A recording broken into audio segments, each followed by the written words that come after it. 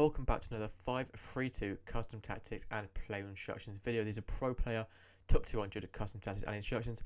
Let's get straight into them. The first thing I'm going to say just before we go on to the tactics is pretty much about 5 of the back formations in general with this FIFA. You've only got 3 to choose from. You've got the 5-3-2, 5-2-1-2 and the 5-4-1 and also the 5-2-2-1. But does anyone actually use that formation? Not a clue, and I don't have a clue if anyone actually does use that formation. Please let me know if you do. Because I'm interested to see if anyone does use it. But anyway, the main ones, the 5-3-2 and the 5-2-1-2, they're good ones you want to be using. 5-4-1's obviously new this year, but these two ones are the actual good ones that you probably should be using. The other ones, just forget about them, they're really not that good for now anyway. 5-2-1-2 is quite counter-attacking. 5-3-2, pretty much the same, counter-attacking, they're just slightly different. They're actually quite similar shapes. You can see the 5-3-2 is almost identical to the 5-2-1-2.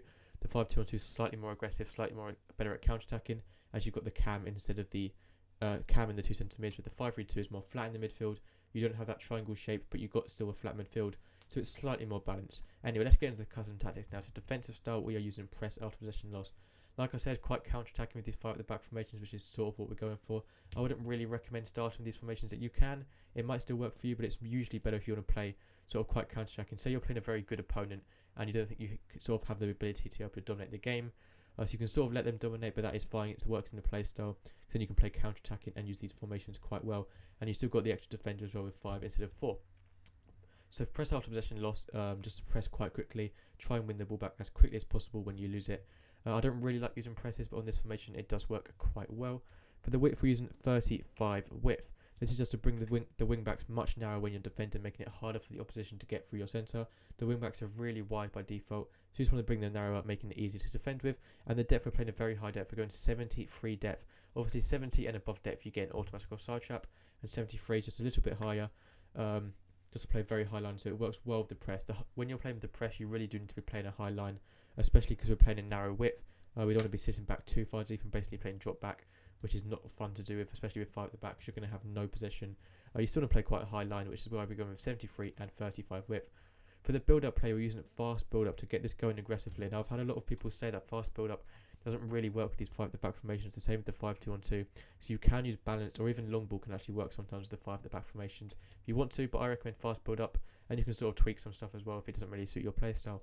Chance creation, we're going to be using forward runs, the same I always use, or direct passing. So direct passing and forward runs are sort of what I always use. Possession, never. Balance, I actually rarely use as well, because you may as well make the use of one of forward runs or direct passing. Today it is going to be forward runs to push our wing backs and push our strikers forward onto those runs so we can get the through ball to them, which is why long ball can actually work as well, because it works well with forward runs and long ball. But we're going to go fast build up, forward runs and 45 width.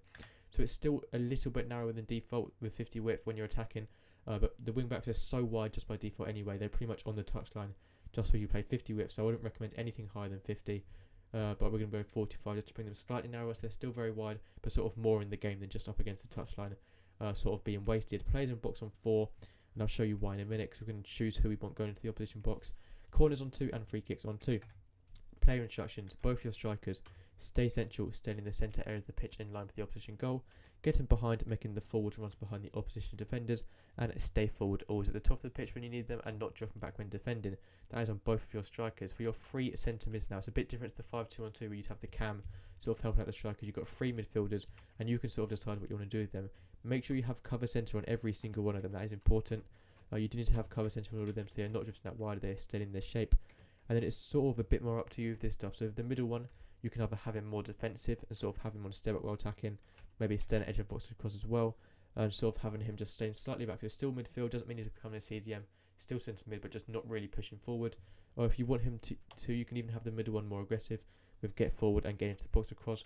Personally, I just like to leave it all default with balanced attack, balanced crossing runs, and literally everything default for these 3 to give them the most freedom possible when attacking. That's sort of up to you if you want to change them personally, and it more depends on which players you're using in the game as well. So if you have certain players which are better at maybe attacking or maybe defending, then you can set that so they adjust doing that more often. But I actually prefer to leave these all 3 default, because if we've got a cam, they're going to be more attacking. If we've got a CDM, more defensive. If we've got 3 centre mids, there's no point trying to push one into more attacking or more defensive. If you want to go more attacking, then use the 5-2-1-2 where you've got a cam. If you want to go more defensive, then use maybe like the 5, I don't know whatever formation actually you could go with, but just use a different formation instead of using these. So maybe more defensive will work. If you're going to go more attacking, then use the 5-2-1-2. Personally, I'd like to leave them default and give them the most freedom on the ball, and you can sort of move around with them as well if you want to. 3 centre backs, leave default. With your wing backs, make sure you have balanced attack on. Do not use step up while attacking on a 5 at the back. It's really scummy and it just doesn't work well. You're going to be sitting back, having all your players back, pretty much letting the opposition have the ball, especially on the wings, where you can see there's huge gaps from the wing backs to the attackers. There's a huge gap there, and your wing backs need to be filling in that gap, which is why we need balanced attack. So they're making those runs up and down the wing, doing so much running. And we also need overlap to ensure they are overlapping on the outside. Obviously, there's no wingers to be overlapping around the outside of, but you still want it on anyway. So balanced attack and overlap. I usually do say step up while attacking, but that is on formations where you have wingers. There's no wingers in this case, so we're going to be going with balanced attack.